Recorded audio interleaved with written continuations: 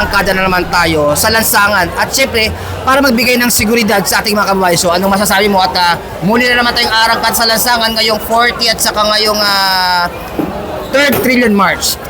Yes sir, patuloy pa rin ang paghahanda ng ating kapulisan sa RMFB NCRPO sa pamumuno ng ating Force Commander na si Police Colonel Celso M. Rodriguez at sa kawan ng anibersaryo ng EDSA 40th anniversary of EDSA People Power at Trillion Peso March. Alamin naman natin ngayon ang pahayag ng ating Deputy Force Commander, Police Major Roderick Pasilan. Ang pinaghandaan ng forces ng RMFB, sir. In behalf po sa ating Force Commander, Police Colonel Celso Mansibang Rodriguez, as acting Deputy Force Commander, una po sa pinaghanda natin, kailangan prepare po ang tao natin, lalo na sa batalyon. So hindi lang physically, emotionally, dapat handa sila.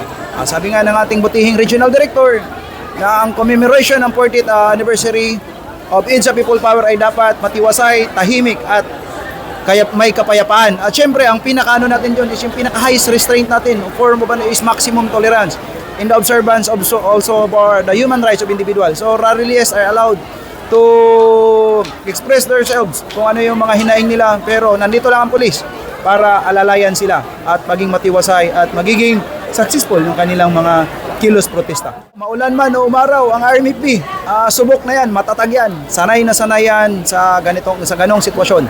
So ulitin ko, maulan o maaraw ang RMFB ay nandyan pa rin. Patuloy na magbibigay ng serbisyo para sa buong NCRPO sa kalakhang Metro Manila. At yun na nga, kailangan natin i-maintain yung katahimikan, matiwasay at ligtas sila lahat ng mga rallyista o protesta. So maximum tolerance is nasa inherent na yan na ng katawan ng tao dapat na isang pulis na pinakamataas yan. So iwasan, huwag tayong manakit, iwasan nating manakit. Nandun lang tayo ay para implementa yung maayos, ulitin ko, maayos, matiwasay at kapayapaan dapat ang maghari doon sa area natin. Basta nandun ang pulis, laging handa, laging nagbabantay para maging ligtas ang lahat. Mula po dito sa NCRPO Camp Bagong Diwa, Bikutan, Taguig City. At sa ngalan po ng aming Regional Director ng NCRPO, Police Major General Anthony Brin. At syempre ang aming Force Commander ng RMFB na walang iba kundi si Police Colonel Celso M. Rodriguez. kami po ang inyong Police News Network Correspondent. Ako po si Police Chief Master Sergeant Mauricio Bonilla Ruiz. At ako naman po si Patrolwoman Marilyn Tagiang. Alagad ng batas, tagataguyod ng balitang pulis.